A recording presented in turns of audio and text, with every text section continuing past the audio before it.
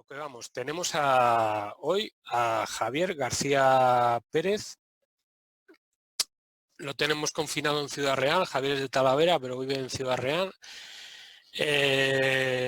Javier, pues bueno, tiene una vida muy intensa en la administración. Ha empezado desde unos sitios insospechados para muchos de vosotros y ahora está de auditor en la Universidad de Castilla-La Mancha. Queríamos traer aquí a estos webinars, queríamos traer también algún punto de vista de la intervención, de la auditoría, de los contratos. Y bueno, Javier pues es una persona con la que siempre se puede contar, siempre está disponible para cualquier cosa, no solo de contratación, y bueno, y se ha prestado a hacer este webinar. Así que nada, yo dejo ya a Javier, luego como todos los días, pues el que quiera comentar cosas las va dejando por el chat y luego las vemos todas. Javier, cuando quieras. Bueno, ante todo, buenos días a todos, bienvenidos a mi casa.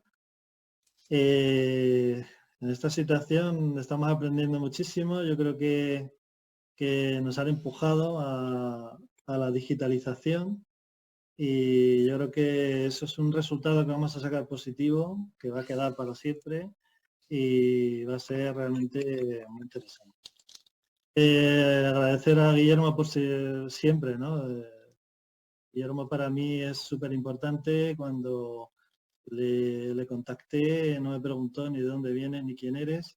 Me dijo qué sabes hacer, qué te interesa y a partir de ahí todo ha sido súper suave. Esto es una iniciativa fantástica, me lió a la primera de cambio, como otras muchas, y la verdad es que estoy encantado.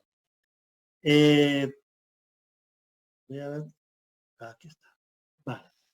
Vamos un poco como auditor, te acabas deformando más de lo que quieres, ¿no? Y el auditor somos una cosa bastante exasperante de un auditor es que somos muy ordenados. Entonces, bueno, voy a empezar un poco con un poquito de orden, explicando lo que voy a contar. Voy a hacer una pequeña introducción porque para mí esto es como no sabes el aforo cómo va a ser, pues realmente lo que hacemos es, bueno, es una cosita un poquito general, que conozcan que los auditores existen, que los interventores existen y que, bueno, pues qué hacemos y qué podemos, en qué podemos mejorar la contratación pública, ¿no? Entonces, yo he querido hacer un poco un revoloteo, ¿no? en la intervención, mezclando auditoría y intervención en las distintas fases del contrato. La verdad que el contrato público al final es un expediente de gasto y tiene muchas implicaciones dentro de la institución, del poder adjudicador, y la verdad que se controla de dos maneras básicas, ¿no? Hay muchas formas de hacer fiscalización, hay muchísima teoría, pero bueno, al final yo creo que una es lo que se llama intervención, que es ir actuando dentro del propio expediente, según se va generando el expediente, vamos actuando. Hay una parte que es básica, que es lo que la ley dice, tanto la ley de contratos como la ley general presupuestaria y otras normas nos van obligando a intervenir en distintas fases del contrato, ¿de acuerdo? Y luego está el componente de auditoría, que eso es más escaso, no hay tanta auditoría en la administración pública, sobre todo en las pequeñas, pero tiene una importancia relevante porque el interventor se fija en el árbol, que el árbol esté bien, que esté derecho, que esté sano, pero el auditor se fija en el bosque.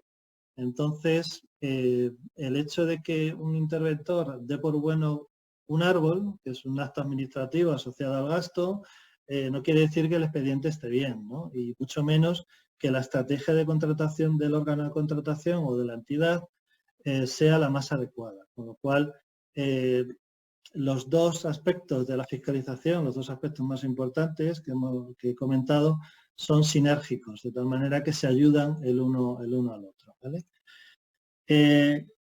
Como introducción, pues al final yo digo que un auditor o un fiscalizador se parece un poco a los chinos, ¿no? En el sentido de que no sabe si miran o sospechan. Yo, por si tenéis la duda, os la despejo, los auditores sospechan. Entonces, la situación que nos encontramos siempre, pues yo recuerdo aquí me gusta recordar un general chino del siglo VI a.C., que es Sun Tzu, escribió un libro magnífico, El arte de la guerra, que dice, llévalos a un punto del que no puedan salir y morirán antes de poder escapar. En este caso se refiere a los enemigos. El enemigo del auditor, del interventor, va a ser siempre la eficiencia del gasto. Yo creo que la ineficiencia, ¿no? Entonces hay que llevar la ineficiencia a un punto en la que no pueda escapar. Y al final, sin tener que manifestar una confrontación, yo no creo en la confrontación o la fiscalización que se dedica a amenazar o a perseguir al compañero, yo no creo en eso. Yo creo que los puntos de control tienen que estar claros, se cumplen o no se cumplen, y todo lo que salga mal se tiene que reconducir con una estrategia de contratación bien elaborada a base de planes de auditoría, ¿no? Entonces, ¿qué de importancia tiene esto? Pues fijaros lo que yo creo que si estáis un poco metidos en el tema de la contratación pública, todos estáis enterados, y ahora mismo que se está hablando en televisión tantísimo de lo que es el PIB, de la caída del PIB o no caída del PIB. Bueno, pues la contratación pública en España ronda el 18% del PIB y en Europa es mucho más. Por eso yo creo que aquí coincido con Víctor Almonacid y José Manuel Martínez en que la suspensión de los expedientes de contratación en estos momentos pues puede ser de los movimientos más graves que se puedan cometer y que más puedan repercutir en el Producto Interior Bruto, ¿no? Después, como fiscalizadores, tenemos que contemplar dos aspectos. Por un lado, ¿qué estrategia de contratación hay que tener? Aquí los que somos auditores lo tenemos más claro, porque vemos el movimiento del expediente de contratación dentro de una estrategia que reporta más beneficios incluso que el control fiscalizador en intervención. Y por otro lado, ¿cuál es el espíritu de la contratación pública, ¿no? Los principios de actuación de la contratación pública. Dentro de la estrategia no nos podemos olvidar que estamos interviniendo en el mercado privado, ¿no? Y además tenemos que ejecutar una serie de políticas públicas. La igualdad entre mujeres y hombres, una implementación de una política medioambiental y todo lo que son cláusulas sociales, ¿no? Dentro de con distintas intensidades. Hay gente que habla de una primera intensidad, que es los aspectos laborales, que yo creo que en estos momentos cualquiera alcanza a comprender. Pues eso, si seguimos ejecutando un contrato, habrá ERTES que no se convierten en ERES o que no se conviertan en despidos.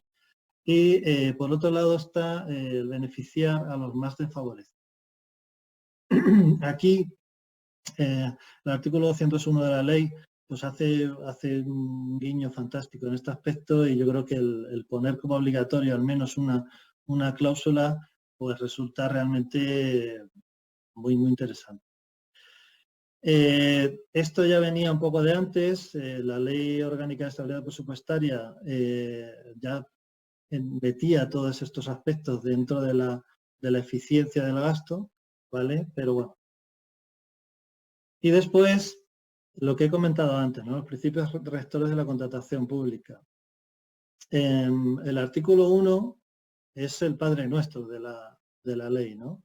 La ley tiene 1 millón de caracteres, pero para mí el artículo 1 y el artículo 1.1 creo que es básico y debemos tenerlo siempre en mente a la hora de fiscalizar un contrato, ¿no? Tenemos que proteger siempre la libertad de acceso a la licitación, ha habido muchos debates ahora con respecto al tema de los recursos espaciales en materia de contratación, pues, o las suspensiones, si llegamos hasta la ejecución o no llegamos, si llegamos a la formalización, pues yo creo que siempre hay que proteger no solo al adjudicatario, sino a todos los que han intervenido en el proceso de licitación. La publicidad adecuada y suficiente, pues ahora mismo la publicidad ha devenido crucial. Yo creo que la libertad de acceso es una hija de la publicidad adecuada y suficiente, hasta el punto de que podría acarrear causa de nulidad, ¿no? Eso también es un factor determinante dentro de la visión del fiscalizador de un contrato. La transparencia del procedimiento, la transparencia no es traslucidez, ¿no? Es decir, no es decir, voy a poner un montón de documentación, voy a dar un montón de información sin ningún tipo de criterio, ¿no? De hecho, hay una norma en la auditoría y es, si quieres inhabilitar a un auditor, entiérralo en papeles, ¿no? Y le pones mucha información y al final él solo se ahoga, ¿no? Entonces yo creo que es importante tener siempre claro la transparencia dentro del procedimiento no es solo dar información, sino dar la información justa y necesaria para que se entienda que se está haciendo. Y la no discriminación e igualdad de trato se relaciona con las tres anteriores. No solo estamos hablando de una igualdad y discriminación desde el punto de vista de comparar unos con otros en el proceso de licitación, sino generar igual una política de integración, de igualdad, o sea que va todo relacionado. Por eso cuando un fiscalizador de un contrato tenga que hacer un informe, es muy importante que tenga en su mente siempre esos puntos de control, ¿vale? Eso va a ser, bueno, pues un poco el leitmotiv del control. Nunca hay que verlo como un ente castigador o un policía del contrato, sino siempre buscando en dos momentos cumplir lo que hemos dicho en la fase interventora, cumplir con la ley de una manera básica para proteger principalmente, al menos yo lo pienso así, para proteger al gestor. Creo que la ley de contratos genera una presión excesiva sobre el gestor del contrato. Es un sospechoso habitual dentro de la ley y yo creo que el interventor lo que tiene que hacer es ir descargando de esa responsabilidad en los puntos de control que él tiene, ¿no? Y luego en la parte de auditoría o en la fase de auditoría siempre pensando en una mejora del procedimiento. Y ahora vamos a ver un poquito por encima, ¿vale? Yo creo que ayer se puso en contacto conmigo gente que conozco que iba a estar aquí hoy, que bueno, pues esto le puede venir un poquito ligero, ¿no? Pero es un poco dar una visión general en poco tiempo de cuál es la actuación dentro del procedimiento, ¿no? Las fases del procedimiento de contratación para un fiscalizador no son exactamente las mismas que para un gestor, porque la relevancia económica o que va a tener repercusión económica no se manifiesta de la misma manera, ¿no? Con lo cual, para mí, desde el punto de vista del control interno, ¿no? De la gente que estamos dentro de la institución, yo lo veo en tres fases, ¿no? La fase previa de preparación, es decir, estamos soñando con contratar, todo es posible, es un momento en el que cualquier defecto que se detecte, como es una fase interna, se puede solucionar, ¿de acuerdo? Con lo cual, yo ahí pues siempre he dicho que los gestores se apoyen mucho en los interventores, se apoyen mucho en los auditores, porque sacar un buen inicio de contrato puede ser determinante, ¿no? A la hora de la futura contratación. Hay montones de errores que vamos a ir viendo un poquito, pero que, bueno, voy a contar un poquito los básicos. Yo creo que se va a entender la importancia de esta fase. La fase de adjudicación y formalización tiene su importancia, pero es una parte un poco más formal, ¿no? Aquí el auditor o el interventor se va a encontrar con todo lo que se ha hecho, ¿de acuerdo? Y, bueno, va a picar dentro de unos ítems que son bastante estandarizados, ¿de acuerdo? Sin embargo, bueno, la tercera fase, que es la ejecución, que es la gran olvidada, ¿no? Incluso la propia ley, bueno, pues parece que solo se habla de la ejecución cuando las cosas van mal, ¿no? Y yo creo que una buena ejecución, un buen diseño de la fase de ejecución en los pliegos, por ejemplo, el determinar un responsable del contrato que realmente sea responsable, es muy importante.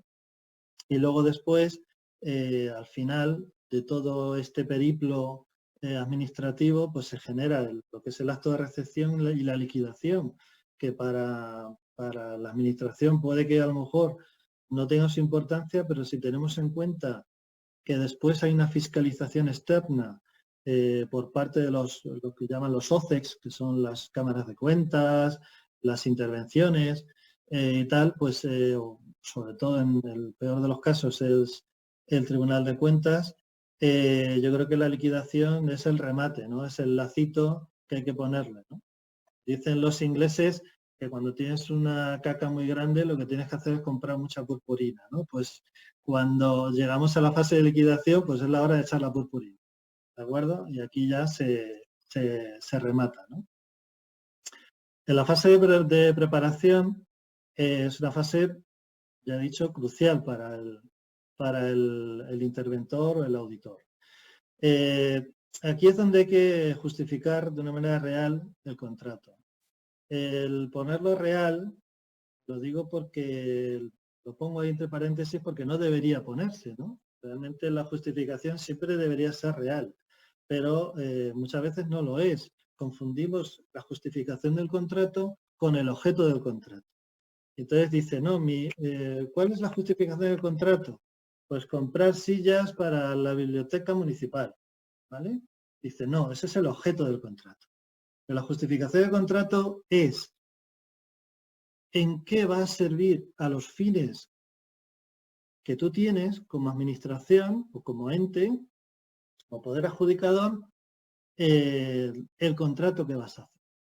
¿De acuerdo? Entonces dicen, mira, yo resulta que tengo que promocionar la cultura entre los niños de 6 a 12 años, entonces tengo que habilitar una sala especial con un proyector y tal, y entonces eso sí me estás diciendo qué quieres, ¿no? ¿Qué quieres hacer con eso? Entonces es muy importante que el fiscalizador entienda cuál es el fin del órgano de contratación y vincule el objeto del contrato al fin del órgano de contratación. ¿De acuerdo? Y ese sí es la justificación real. ¿De acuerdo? Después, de una manera, digamos, más protocolaria, pues se genera una serie de documentos dentro de la fase de contable. Bueno, pues el documento A, que es donde tú decides que tienes un dinero, entonces declaras que ese dinero va a ser para eso. ¿Qué ocurre? Que si te saltas esto, sobre todo cuando estás auditando un contrato, pues te entran los sudores fríos, ¿no? Porque realmente nos encontramos con que todo lo actuado pues es nulo. Tú no justificas que realmente tenías dinero para eso, porque, claro, el dinero que utilizamos, ¿sí? ¿Ves? Como yo voy a ir siempre rebotando a los principios de la contratación pública, el dinero que tú estás utilizando no es tuyo, ¿de acuerdo? Tienes que gastarlo de manera eficiente, no puedes gastártelo como te dé la gana, ¿de acuerdo? Entonces lo que haces es decir, oye, yo esto lo reservo, lo aparto, ¿no? Es este documento.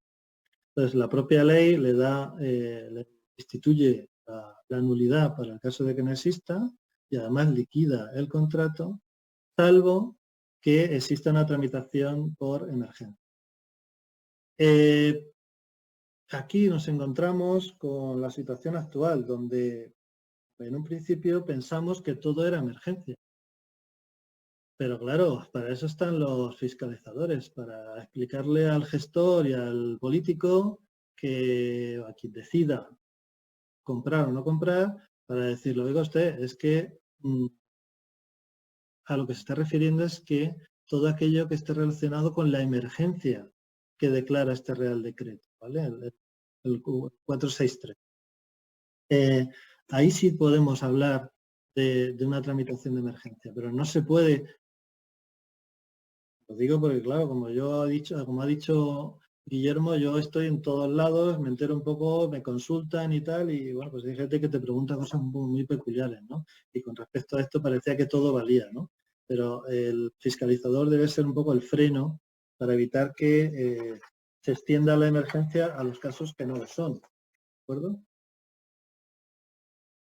Después nos encontramos con la tramitación anticipada. La tramitación anticipada no viene en la ley, no viene como tal en la ley de contratos, sino que viene en la ley general presupuestaria, ¿no? El artículo 47 se refiere un poco a ella porque si hacemos bien nuestro trabajo, realmente la mayor parte de la contratación mayor, debería ir por tramitación anticipada, ¿vale? Porque si hacemos un plan de contratación anual, que eso se acaba generando con una serie de auditorías, se podría, y eso tiene unas ventajas bastante importantes, ¿no? Dentro de la ley general presupuestaria, pues lo que se refiere es que tú puedes anticiparte hasta 4 años y entonces puedes utilizar los presupuestos de esta manera, ¿no? Un 70% el primero, 60% el segundo y 50% el tercero y el cuarto. Evidentemente, no hace falta saber muchas matemáticas que se agotan en sí mismos. Es decir, si utilizas el 70% en el primer año, te queda el 30% para los otros 3. ¿De acuerdo? Ahora bien, esto no lo puedes hacer, el hecho de que sean la tramitación anticipada, lo que no puedes hacer es pervertir el procedimiento de contratación. Con lo cual, no puedes condicionar a la generación o incorporación de crédito, es decir, todo aquello que no está en el presupuesto inicial, la generación y la incorporación de créditos son modificaciones presupuestarias que tienen una eventualidad, se pueden dar o no dar, con lo cual tú no puedes condicionar un contrato a eso. Eso es el informe. Lo que viene aquí, como lo estáis viendo, los informes no los refiero, ¿vale? Me refiero solamente al concepto. Y tampoco lo puedes condicionar a una subvención, ¿de acuerdo? ¿Qué hacemos con la tramitación anticipada? Bueno, pues la tramitación anticipada se puede llegar bastante lejos, ¿vale? Hay gente que opina que se puede llegar hasta la adjudicación y yo opino que se puede llegar hasta la formalización, siempre y cuando se incorpore una condición suspensiva o resolutiva, en todo caso, para el caso de que alguna de las condiciones que se han planteado en el procedimiento no se dieran, ¿de acuerdo? Y una vez que entremos en fase presupuestaria, en ejercicio presupuestario, y existe el crédito habilitado, generamos todos los documentos contables que se generan dentro del procedimiento habitual, que es la A, la D y la O, ¿vale? Retención, es que no quiero tampoco entretenernos mucho. Otro punto de control fundamental en la fiscalización y que no se le da mucha importancia es a los pliegos de cláusulas administrativas particulares y a los pliegos de prescripciones técnicas. Allí donde los hay, porque en el diálogo competitivo pues es un documento descriptivo que también debería tener una fiscalización. ¿Por qué? Pues porque muchas veces nos encontramos con que a la hora de auditar un expediente, el pliego nos ha atado las manos. Incluso el pliego de prescripciones técnicas y el de cláusulas administrativas se dan de tortas. ¿Qué ocurriría en ese caso? Pues la solución es bastante lógica. En todos aquellos aspectos que sean eminentemente administrativos, es preeminente el pliego de cláusulas administrativas. Y cuando es eminentemente técnico, será el pliego de prescripciones técnicas. Un ejemplo. Si resulta que el pliego de cláusulas administrativas dice que no se puede subcontratar y el de prescripciones técnicas dice que sí, entonces quien manda es el de cláusulas administrativas, ¿vale? Esto es un poco a la hora de que se generen problemas, pues bueno, ¿de acuerdo? Desde el punto de vista del gasto, pues evidentemente antes de la autorización del gasto, como mucho en el mismo momento, es cuando se pueden autorizar el pliego, porque el pliego, como ley del contrato, va a tener una repercusión económica. Entonces, todo lo que está en el pliego se paga con el gasto autorizado, con lo cual no podría ser anterior. ¿De acuerdo? Después, dentro del pliego, hay algunos aspectos elementales, ¿no? El objeto, el artículo 99 de la ley, cuando trata el objeto de la ley, cuando trata el objeto del contrato, pone un especial control. Como habíamos hablado antes, que el objeto no es el fin. Una vez que hemos visto cuál es el fin del contrato, vamos a ver si el objeto, es decir, aquello que estás comprando, tiene determinadas condiciones. O sea, determinado, lícito y no fraccionamiento. El fraccionamiento se ha perseguido de muchas maneras. ¿De acuerdo? Se ha perseguido para no utilizar un procedimiento que no tenga tanto control, en el caso de los contratos menores, y para no desnaturalizar la libre concurrencia. Vamos siempre con esto, hay que tenerlo siempre en la cabeza a la hora de mirar un contrato, ¿de acuerdo? Es decir, no voy a fraccionar de tal manera o de una manera ilógica que perjudique a unos licitadores frente a otros. Sobre todo lo que hablamos de fraccionamientos territoriales. Lo mismo pasa con bueno, pues el valor estimado del contrato que no se haya fraccionado de una manera artificial, ¿de acuerdo? Todo lo que es fraccionamiento en lotes dentro del contrato o tal, no se haga de una manera artificial, ¿vale? Que los criterios de adjudicación tengan lógica, ¿vale? Y sobre todo que no sean discriminatorios y que no contengan cláusulas abusivas. Las cláusulas abusivas se encuentran reguladas en la ley 3/2004, que es ¿de acuerdo? Dice, serán nula la cláusula abusiva contractual o la práctica relacionada con la fecha o el plazo de pago, el tipo de interés de demora o la compensación por costes de cobro cuando resulte manifiestamente abusiva en perjuicio de la acreedor. ¿De acuerdo? Después, dentro del procedimiento se genera una serie de informes previos. Entonces, lo que dice no solo la lógica, sino el Tribunal de Cuentas principalmente, que es quien se ocupa de verificar qué ha ocurrido en la contratación pública, nosotros, los fiscalizadores, normalmente somos un escudo intermedio entre la fiscalización externa y el gestor que ya hace control interno, porque la profesionalización del gestor de contratos es la primera barrera de control interno y de fiscalización, de tal manera que si sabe hacerlo bien, él mismo ya está haciendo un control. Y, no, esto no se hace por este procedimiento, se hace por el otro. ¿De acuerdo? Entonces, siempre se va a exigir que existan todos los informes necesarios para ir soportando, para ir justificando, motivando todas las decisiones que se toman en el procedimiento, ¿vale? Y el Tribunal de Cuentas le echa un poco a los gestores del contrato el muerto de hacer esto.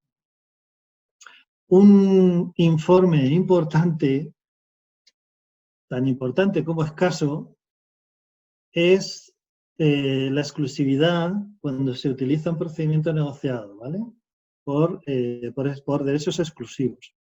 La exclusividad no es que yo solo sé usar ese aparato, por ejemplo, ¿no? O es que a mí me gusta solo ese prestador del servicio. La exclusividad es que realmente no tengas posibilidad de acudir al mercado libre para obtener los bienes y servicios que necesitas, ¿no? O la obra, ¿no? En este caso, hay un elemento importante que es la territorialidad. Cuando sea un contrato SARA, la exclusividad debería ser de ámbito europeo, mientras que si no lo es, bastaría con que fuera de ámbito nacional. Es verdad que en el ámbito europeo nos encontramos con exclusividades concurrentes, con lo cual en ese caso siempre habría que acudir al suministrador nacional. ¿De acuerdo? Otro informe importante que no siempre se da, ¿no? Pero este sí es mucho más habitual, es más anómalo no verlo, es cuando no se utilizan los procedimientos ordinarios. Los procedimientos ordinarios son el simplificado y el restringido. sorprendentemente, ¿no? El restringido, que es el menos conocido, el simplificado es abierto, todo el mundo puede concurrir, pero el restringido lo que ocurre es que, bueno, pues o bien se publicita o bien se invita y se hace una primera selección que está establecida en el pliego y se determina con quién se va a continuar el procedimiento. Sorprendentemente, no se tiene que justificar, ¿vale? Porque es de los ordinarios. En España se usa muy poco, pero en Europa hay que tener en cuenta que nuestra normativa está derivada de las directivas europeas. En Europa se utiliza muchísimo, ¿vale? Y es verdad que la profesionalización de los gestores de contratos es muy diferente en Europa, por lo menos en la parte que yo conozco. ¿De acuerdo? También se debe justificar, incluso en estos tiempos, la urgencia del contrato, que dice la norma que nunca puede ser porque no te ha dado tiempo a tramitar anticipadamente, y la emergencia, como hemos visto antes, ¿no? Que realmente sea una emergencia real. ¿De acuerdo? Otra fase importante, donde se genera el documento D, documento contable D, según la Ley General Presupuestaria, es la adjudicación y formalización. Los efectos de control, estas fases van unidas, ¿vale? Y es donde bueno, pues se decide todo lo que se ha trabajado en el procedimiento. Aquí es importante la que se haya cumplido la publicidad de toda la fase anterior para proteger la libre concurrencia, ¿vale? Y aquí se da una dualidad, ¿no? Que es la de la intervención de la fiscalización como intervención en toda la actuación de la mesa de contratación como órgano de asistencia del órgano de contratación, ¿vale? La composición ordinaria pues viene un poco heredada de otras normas, ¿no? De normas anteriores, como se está produciendo una normativa de contratación tan profusa, pues la parte de los reglamentos se está quedando un poco atrás, ¿vale? Pero sí es importante entender que el auditor o interventor es un miembro nato y además tiene que asistir y no puede abstenerse de votar, pues la Ley 40/2015, y si falta, en el caso de que falte, sería nula la composición, ¿vale? No se puede celebrar con otros vocales, sí se podría, pero si falta el auditor o el interventor, no se podría continuar, ¿de acuerdo? En este momento tiene que verificar la solvencia económica y en caso de no constar, que no exista no sea una empresa solvente o que se encuentre en algún tipo de causa de prohibición de contratar, pues también incurrirían en nulidad, ¿vale? Dentro de las entidades locales, la verdad que las entidades locales, la ley, bueno, pues no sé, supongo que la situación en la que se legisló no fue la más adecuada y bueno, la ley hizo un poco ahí un cortapega, apareció en disposiciones adicionales tal y como estaba antes, algún tipo y luego pues, hizo una composición de mesa que fue una de las pocas novedades en contratación local que introdujo la ley. Y bueno, hizo una mesa un poco extraña que se puede resumir en esto, ¿no? Hay unos miembros natos, que son el presidente, secretario, asesoría jurídica, intervención, control presupuestario, esos son miembros natos, y luego unos miembros designados, que son hasta 3 funcionarios, laboral o personal electo, que se incorporan a la mesa de contratación. En el caso de que sean electos, el presidente sea electo y estos 3 miembros sean electos, no pueden superar 1/3 del total de la mesa, ¿no? Con lo cual las mesas en algunos casos han crecido que parecen manifestaciones. Pero bueno, yo creo que hay un problema importante de práctico y es que hay corporaciones locales que no pueden contratar tanta gente. Entonces, los propios concejales están actuando, están y ahora pues han tenido que buscar un poco la vida, pero bueno, hay que cumplir la norma y hay que llegar a cumplir con esto y a la hora de la intervención, incluso en la propia mesa, se tiene que verificar que se está cumpliendo con esta norma, ¿vale?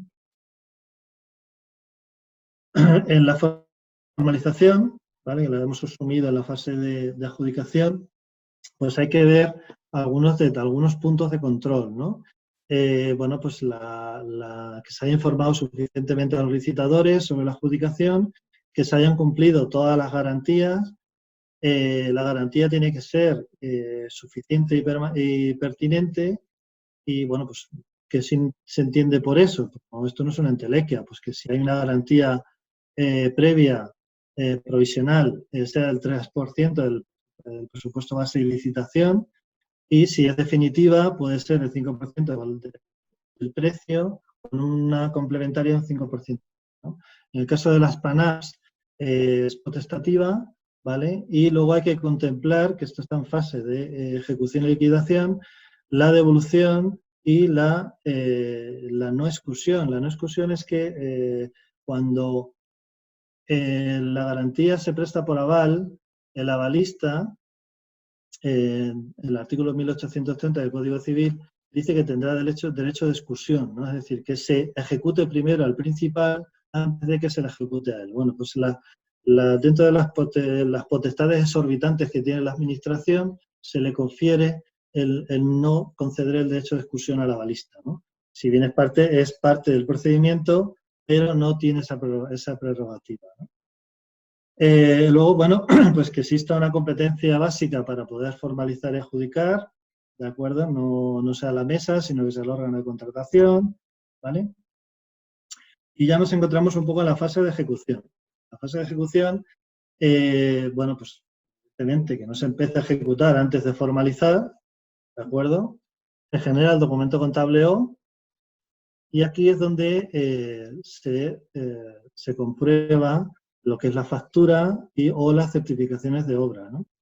Esto es un poco uno de los caballos de batalla, ¿no?, de todas estos problemas, porque ya entramos al barro, ¿no? Ya entramos en la ejecución, ya entramos en una relación directa con el contratista, y yo pediría a toda la gente que se dedica a la fiscalización que sea especialmente vigilante en esta fase, porque la ley es muy garantista.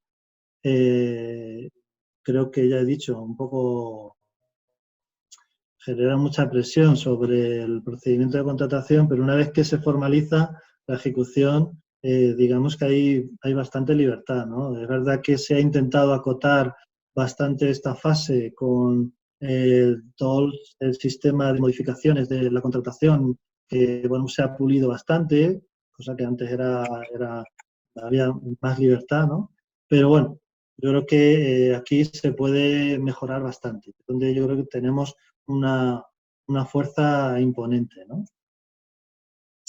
En la fase de liquidación nos encontramos con dos supuestos, ¿no? La terminación normal, que es el happy hour, que de tal manera que, oye, esto ha salido bien, se ha ejecutado bien, bueno, pues vamos a hacer la recepción o la certificación de servicios donde proceda y, bueno, pues comprobamos que el gasto ha sido realmente eficiente, ¿no? Creo que ahora hablaremos un poquito más. Y luego está la fase normal, que es cuando vienen los problemas, ¿no? Entonces, aquí es donde se interviene bastante más, al menos en mi caso, donde intervenimos más es cuando hay problemas, es cuando empezamos a tirar, empezamos a leernos el pliego de cláusulas detenidamente, y empezamos a ver cuáles eran las posibilidades, porque luego la casuística de la ejecución entra al terreno de lo real, mientras que la casuística de la contratación es un terreno ideal. Yo tengo la idea de contratar esto para esto, pero claro, luego lo real es que se ha complicado y yo creo que aquí lo que sí tenemos que tener en cuenta es que si bien somos órgano interno y tenemos que proteger a nuestros compañeros gestores y a la propia institución, es muy importante también proteger al administrado, que al final es el pagador último de toda esta fiesta, ¿no? Con lo cual siempre hay que dar audiencia al contratista y a la avalista y mantener un criterio estricto de transparencia, ¿vale? En esta fase también, que se publiquen todas las resoluciones, que todo esté soportado, que esté motivado, ¿vale? Y que el interés general no vale para todo. ¿Ok? Luego, en la recepción, bueno, pues yo creo que aquí es como una especie de examen oral, ¿no? Como bien ha dicho Guillermo, yo he hecho muchas cosas en mi vida y una de las cosas que hice antes de ser funcionario fue ponerme la toga y ejercer durante 5 años. Y yo recuerdo que, bueno, pues lo que sientes debajo de una toga es bastante fuerte. Cuando te metes en un juicio, ahí pasan muchas cosas y muy deprisa. Y realmente en el acto de recepción pasa un poco lo mismo. Es una especie de aquelarre donde se junta el contratista, se junta el responsable del contrato, se junta algún gestor incluso, algún compañero más y tal, tú tienes que entender o discernir la verdad de lo que ha sucedido de toda aquella información que te dan, ¿vale? No solo basta la documentación, sino que tienes que saber que realmente eso se está haciendo y se está haciendo con un criterio. Con lo cual creo que es el momento crucial para el control y para la fiscalización de los contratos. Por eso, una de las intenciones que tengo es desarrollar este concepto de la recepción y hacer un manual y un proceder apoyado en toda la casuística que yo he tenido y que se me ha manifestado por mucha gente que contacta conmigo para consultar y tal, pensando en que la gente realmente adquiera un hábito que casi que es mnemotécnico, ¿no? Pero bueno, pues al final funciona. Creo que funciona bastante bien. Y sobre todo aquí, como el único que no va a aquelarre, como he dicho antes, es el gestor del contrato, no permitir en ningún momento que le echen el muerto, ¿no? Y que digan, no, es que esto se hizo mal, es que esto no sé qué mal. No, no, no, a mí no me cuente. Esto está como está. Y a partir de la firma del contrato, todo lo demás es ejecución. Tenemos lo que tenemos y punto. Y no me vengas con que la ejecución. No, no, haberlo dicho, haber planteado una excepción, si no te gustaba como responsable del contrato cómo iba, tienes que ponerle conocimiento del órgano de contratación, ¿de acuerdo? Ahora no me vengas con cuentos, ¿vale? Con lo cual, a veces son un poco pargoles, ¿no? Ahí, ¿vale? Todo esto se plasma en un documento, ¿vale? Por eso yo digo el acto acta, porque es un acto, pero al final es un acta, lo que queda es el acta. Y bueno, pues a partir de la que se firma ese acta y que tú pones ahí tu beneplácito, ¿no? Ahora por firma digital, se inicia una serie de plazos, pues la liquidación del expediente, la mora de operaciones comerciales en el caso de que te presenta la factura y tal, la extinción de las garantías, como hemos visto antes, y las responsabilidades legales tanto del contratista como del avalista, como todos los que han intervenido en esa ejecución, ¿vale? Después hay una serie de... La recepción tiene unas peculiaridades que, bueno, aquí no cabe entrar en detalle porque no da tiempo, pero cada tipo de contrato tiene sus peculiaridades, no solo en la ley, sino cómo se ha ido desarrollando. Es evidente que una recepción de una obra ha sido muchísimo más pulido, el contrato de obra es el más pulido de todos. No perdamos de vista que el primer acto de contratación, la primera normativa de contratación, que es el decreto de 1852, solo se refería a las obras, ¿no? Con lo cual tiene mucho más recorrido que otro tipo de contratos. ¿De acuerdo? Después, pues no puedo olvidarme de los contratos menores, ¿no? He dicho que los últimos años los que nos dedicamos a la contratación pública parecemos pederastas porque solo tenemos problemas con los menores. Entonces, resulta que es el trending topic, ¿no? Pues menor también se recepciona. Se puede recepcionar, no tiene por qué ser un acto formal, pero existe una vinculación del dinero público al objeto de lo que se ha comprado. Eso hay que entenderlo y hay que hacerlo de tal manera que no perdamos el norte, y que el hecho de que sea un contrato menor no quiere decir que no hay que hacerle caso, ¿no? Sino que se tiene que verificar que el gasto ha sido eficiente. Hoy en día, además de los nuevos límites, nos encontramos con que se han puesto una serie de trabas a la contratación menor, porque aquí hay un problema europeo, ¿no? Y es que la Europa del Norte hace mucha contratación menor y es bastante eficiente, lo usa cuando lo tiene que usar, pero en la Europa del Sur, bueno, pues se usa en exceso, quizás por eso es más difícil de gestionar, ¿no? Con lo cual, las directivas inicialmente se propuso suprimir el contrato menor porque, bueno, tenía problemas de comprobabilidad o de comprobación dentro del propio proceso, y los países del norte fueron los que se opusieron, ¿de acuerdo? Y se ha mantenido, y por eso se le pusieron una serie de trabas que ha sido bastante difícil de cumplir. Yo creo que ahora al final, con todas estas modificaciones, hemos quedado casi como al principio. Sin embargo, bueno, pues siempre ha tenido el control en distintos ejes, ¿no?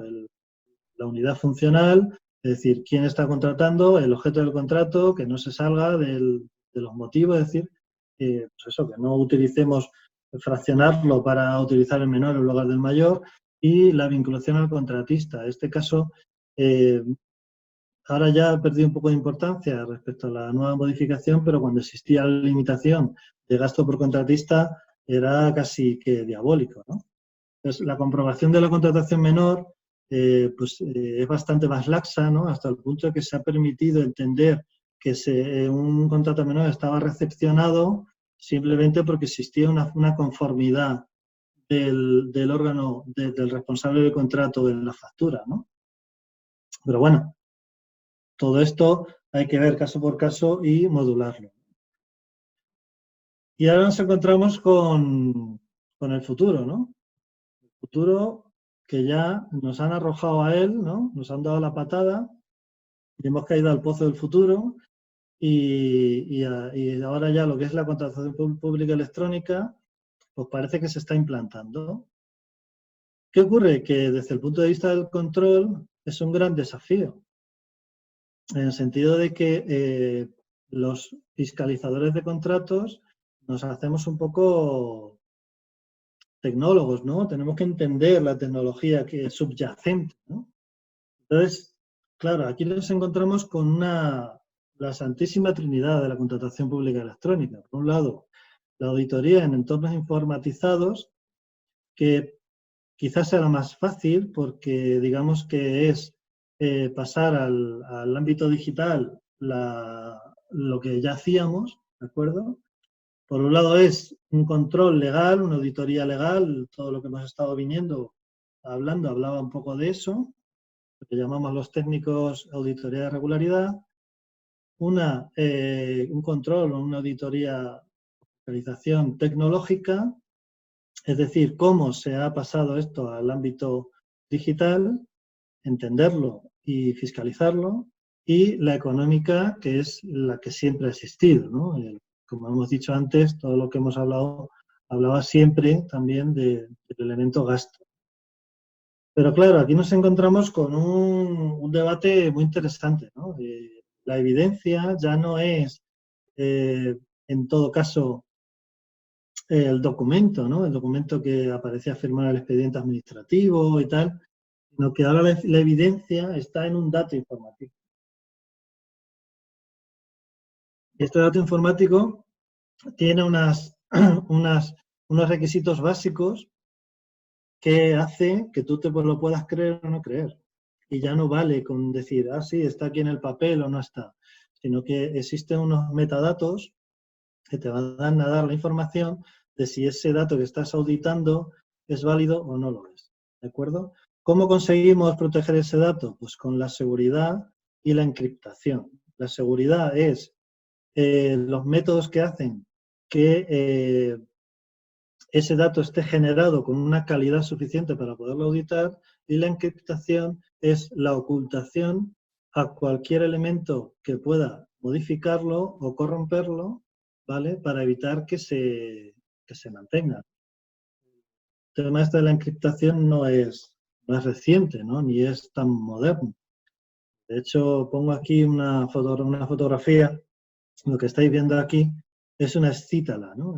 Esto es como del siglo 8 antes de Cristo, más o menos. Esto es una cítala espartana que utilizaban los espartanos para comunicarse entre ejércitos, ¿no?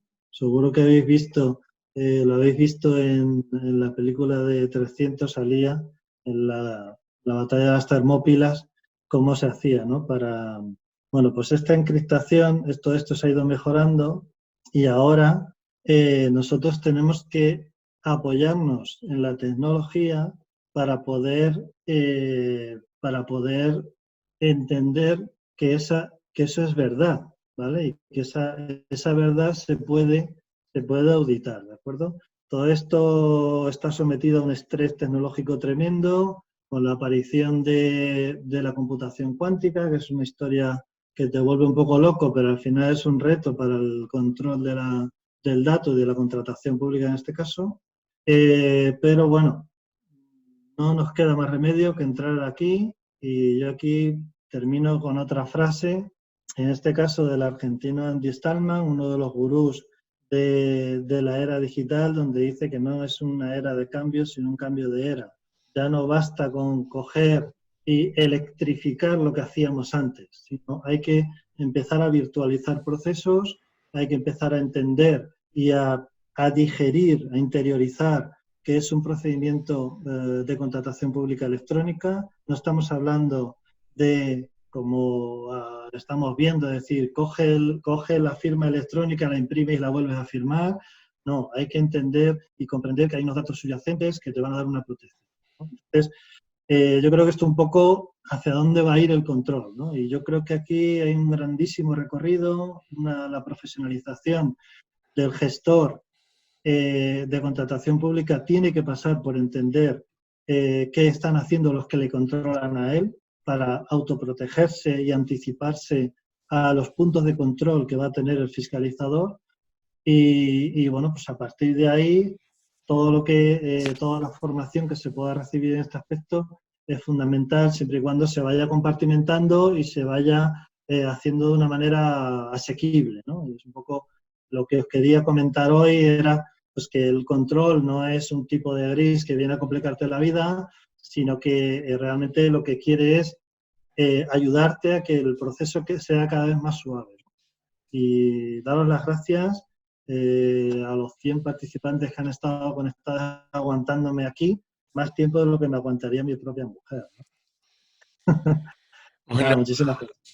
bueno, oye Javier, muchas gracias. Pues eso, bueno,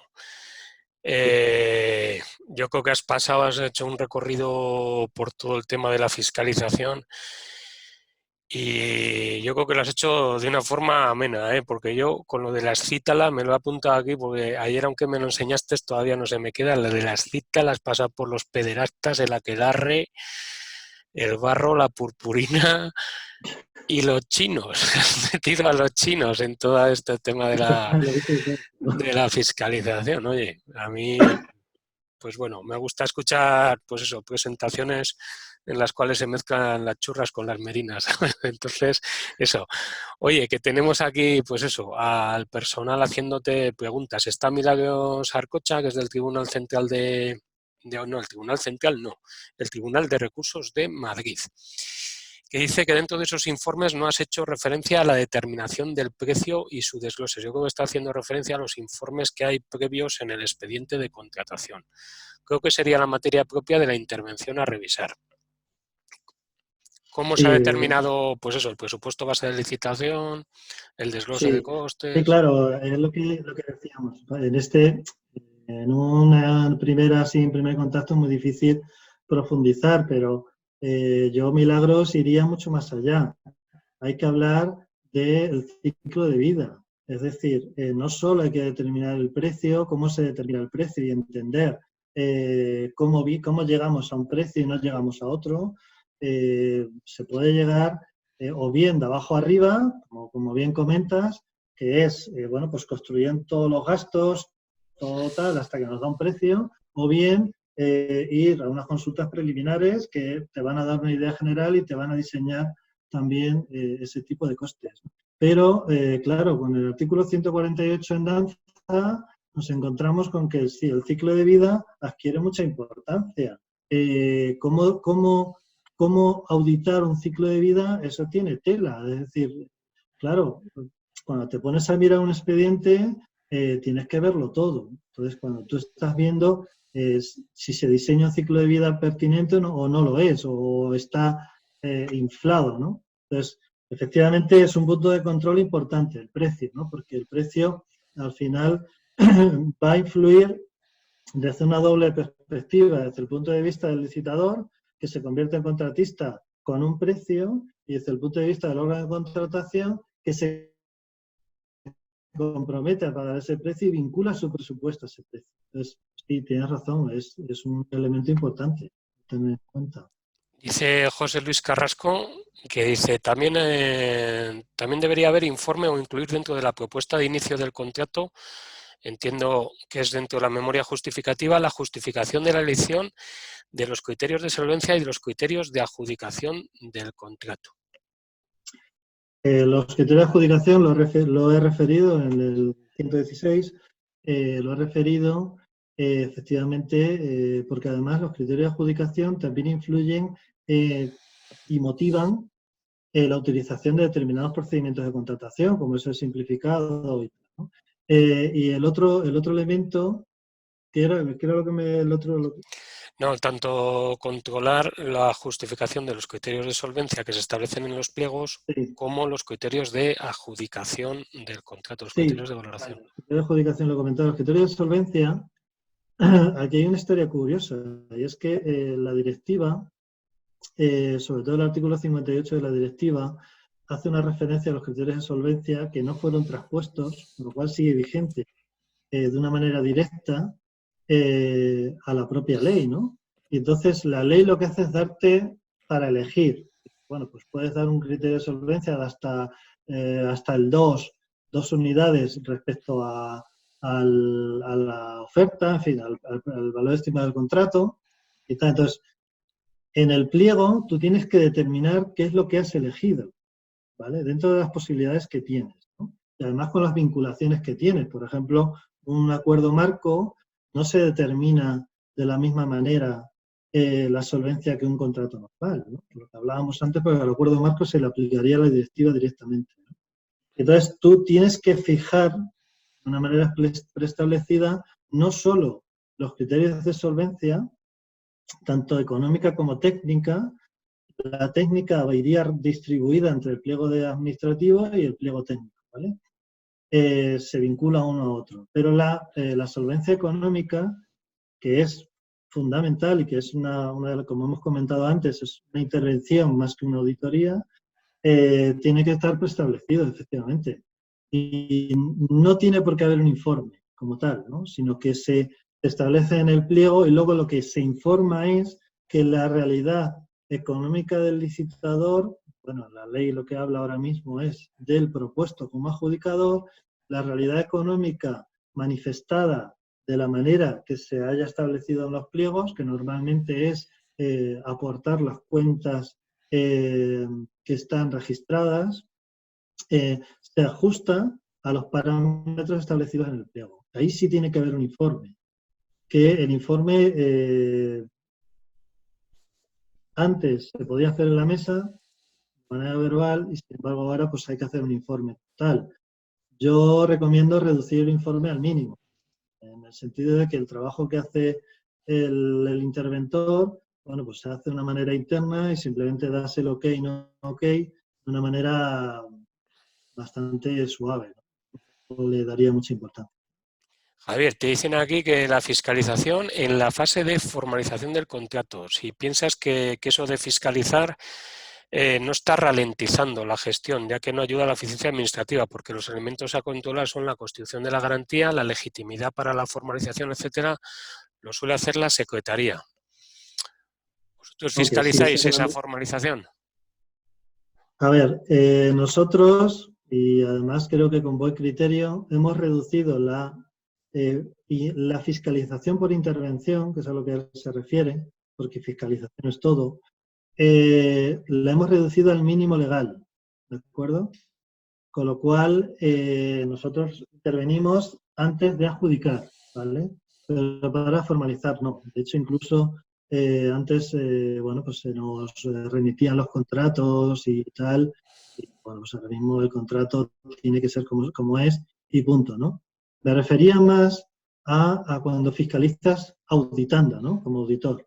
Ahí sí que es importante, ¿no? Ahí sí que hay que verlo todo. Sobre todo porque se puede mejorar bastante en pequeñas cosas. Pero yo, respecto a la pregunta que me hacían, soy partidario de reducir la fiscalización por intervención al mínimo, porque creo que esto es un poco polémico, porque no lo opina todo el mundo, pero yo sí creo que es más ineficiente que la auditoría, porque además tiene dos efectos. Primero, como he dicho antes, el interventor no está viendo el global, está viendo ese acto y, y puede ser que tenga un origen más complicado o peor, ¿no?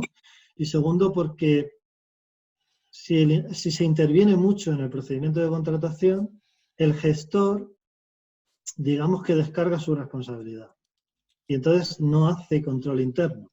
Y el gestor creo que es una parte vital de todo esto. Y que un gestor esté formado, esté profesionalizado y él mismo se autocontrola y dice, no, no, oye, que tío, que me has puesto aquí, que estamos usando el negocio sin publicidad por esto y, tío, que no, que me lo van a echar para atrás, ¿vale? Antes, incluso que lo viera el auditor. Pues yo, reducir la actividad interventora y aumentar la auditora. Vale, oye, aquí Javier dice otro usuario que hay una circular que luego a ver si la ponemos por el foro de PECOP, de la IGAE, que dice que el doble control es necesario siempre en los SARA. La formalización perfecciona el contrato y permite contabilizar la fase D. Tiene dos subfases y ambas son gestión presupuestaria y deben analizarse, puesto que si hay recurso, el que formaliza puede ser distinto del que se adjudicó la primera vez y por lo tanto la fase D no se puede contabilizar con la resolución de adjudicación, sino con el contrato formalizado. Esto luego, si eso lo voy a llevar al foro de PECOP y dejo ahí, porque nos ha dejado aquí una URL también, y ya Perfecto. lo dejo ahí enganchado. Pilar Moreno dice que si la no existencia de crédito da lugar a la nulidad, ¿cómo explica o en qué se ampara los reconocimientos extrajudiciales de crédito para convalidar o subsanar expedientes con crédito inexistente o insuficiente? A ver, hay que distinguir la parte formal de la real. Otra cosa es o sea, lo que dice la ley es la insuficiencia de crédito pertinente, ¿no? Es decir, otra cosa es que teniendo crédito no hagas el documento A, ¿vale? Entonces, claro, si tú dices o que no tenías en el presupuesto, no tenías en ese artículo y has tenido que hacer una modificación presupuestaria para incorporarlo, ¿de acuerdo? Por entenderlo, digamos, en palabras gordas, ¿no? Es decir, lo que es perseguible es gastar sin tener, ¿vale? O gastar para lo que no tiene. Pero todos los aspectos formales sí se pueden llegar a subsanar. Hay un tercero que no tiene culpa de nada. A ver, dice Jorge aquí que si hay que exigir siempre garantía en los contratos menores.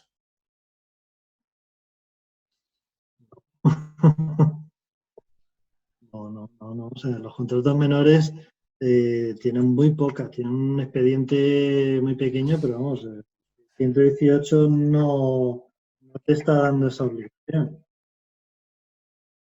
¿Sabes? Informe tal, nada, no dice nada de eso, o sea que no, sigue siendo un procedimiento muy ágil, no, vamos. no lo tengo. Es decir, nosotros no lo hacemos. No, y eso también, lo de pedir garantía a los menores, tampoco lo hemos hecho. Dice aquí Francisco Abe que Una cosa en los menores, por eso a la hora de desarrollar una formación o algo referido al control de menores, sí que hay que extenderse mucho más en los controles que hay, por ejemplo, respecto a la capacidad de contratar de la empresa. O sea, no se puede contratar con una empresa que está en prohibición de contratar en contrato menor. El hecho de que no se exija una verificación previa no quiere decir que se haga, ¿vale? Dice aquí Francisco Abe, dice, la fiscalización se basa en fiscalizar al que fiscaliza, es decir, al responsable del contrato. Ni sabe mucho de ley, norma de contratos y vigila en lo más cotidiano. Si surge algo, lo suelta a contratación y hasta ahí. ¿Habría que poner más formación y control del que vigila? ¿Control al que vigila? A ver, Francisco, hay un concepto más amplio que el de fiscalización, que es el de control interno. El control interno somos todos, ¿vale? Todos. El gestor también es control interno.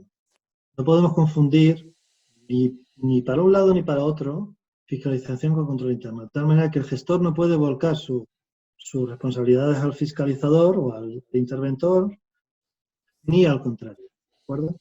El gestor no fiscaliza, ¿eh? El gestor hace control interno, es decir, hace un control de que su trabajo esté bien hecho, pero lo hace el que hace un contrato, lo hace el que está otorgando subvenciones, lo hace todo el mundo. El señor que está autorizando una subvención también comprueba que al que se la están dando no cumple los requisitos. Luego llega el fiscalizador y dice, no, mira, es que resulta que la persona jurídica no sé qué, pues no tenía derecho por esto y por esto y por esto. Bueno, vale, de acuerdo, pero ya el gestor ha hecho un primer filtro, ¿vale? De tus palabras, Francisco, veo que, bueno, ahí hay una parte personal, ¿no? De una vivencia o una sensación personal que tú estás teniendo bueno,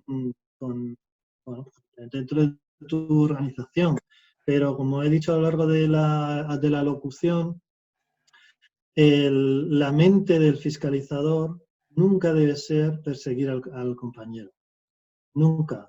Porque estamos todos en el mismo barco, que parece que es todo muy bonito, pero es real. Al final, el atacar a un compañero a mí no me sirve de nada como eficiencia en el gasto. La eficiencia en el gasto es solucionar el problema hasta donde se pueda. Evidentemente, si hay una intencionalidad de alcance, es decir, oye, este señor es que ha querido llevarse dinero o ha querido tal, ya bueno, ya estamos hablando de otra cosa. Pero vamos, yo todavía llevo bastantes años, no me he encontrado con esa situación y creo que el 99% de la gente no lo hace, ¿no? Con lo cual, la mayoría es pues, falta de formación o falta de profesionalización y un exceso, seguro, un exceso de trabajo, que al final tampoco se puede hacer todo varias veces. O sea, el gestor no puede hacer fiscalización y el fiscalizador también. O sea, la gente con la que yo trabajo en mi organización y con la gente que yo conozco,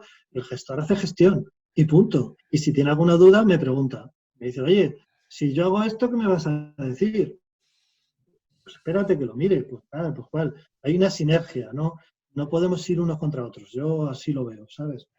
La formación a la que te refieres, pues es básica. Es básica y creo que lo he dicho como 3 veces y lo digo una cuarta, los gestores que son la infantería, los que están a pie de campo de batalla, evidentemente tienen que saber qué van a hacer los que vienen después, qué van a mirar los que vienen después, cuáles son sus puntos de control, a qué le van a dar más importancia. De la misma manera que yo, que soy el fiscalizador a posteriori como auditor o interventor durante el procedimiento, tengo siempre en la cabeza que va a venir alguien detrás, ya sea la Cámara de Cuentas, ya sea la sindicatura, ya sea la IGAE o ya sea el Tribunal de Cuentas, que me va a ver a mí lo que he hecho.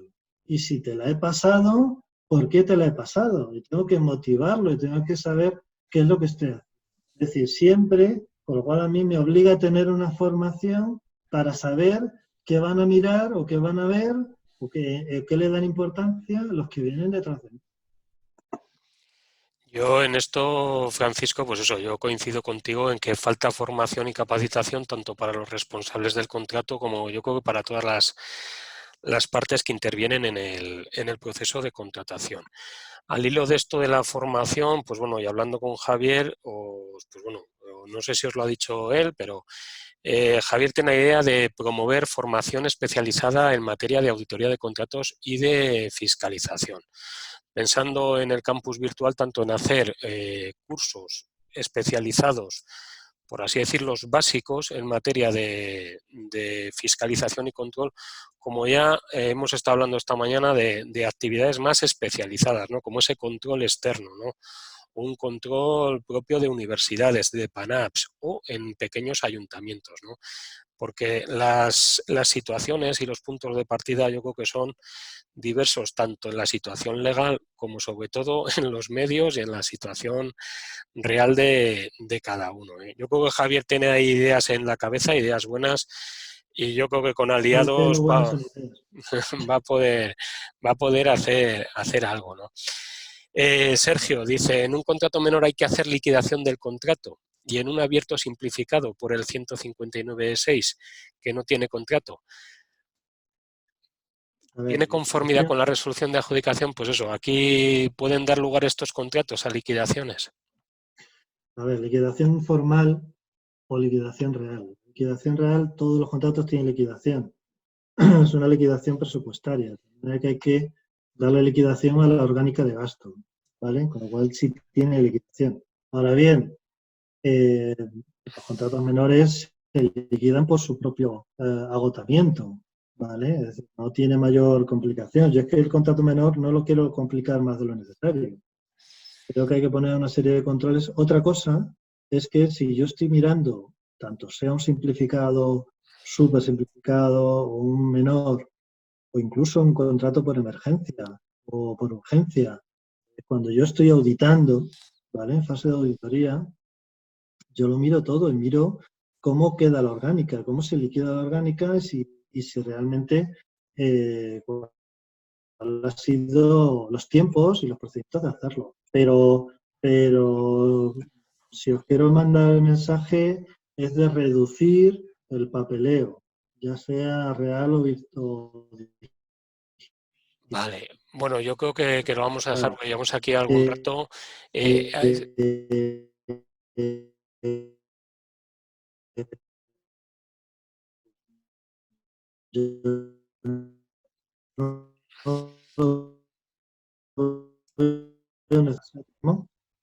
Sí, sí, que es que yo estoy teniendo Guillermo, sí, estoy teniendo algún fallo y con internet, que eso, que lo vamos a dejar ya, que llevamos un rato. Simplemente quiero, pues eso, la que ha dejado lo de la IGAE es Pilar Ortega, que bien, está bien.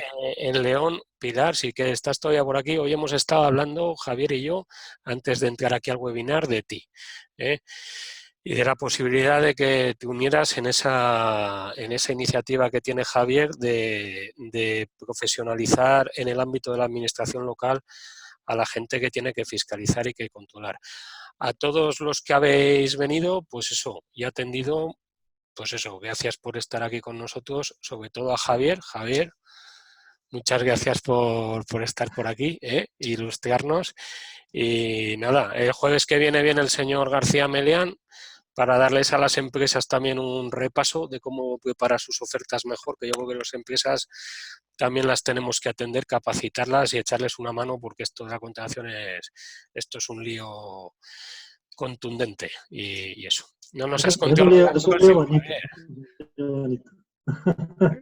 Es un lío bonito. Esto engancha, esto engancha. Es como, me parece que no, pero empiezas a conocer a gente muy, muy generosa, un personal público sobre todo, ¿no? Los empleados públicos que son de primerísima calidad y es una cosa súper chula y muy, muy interesante.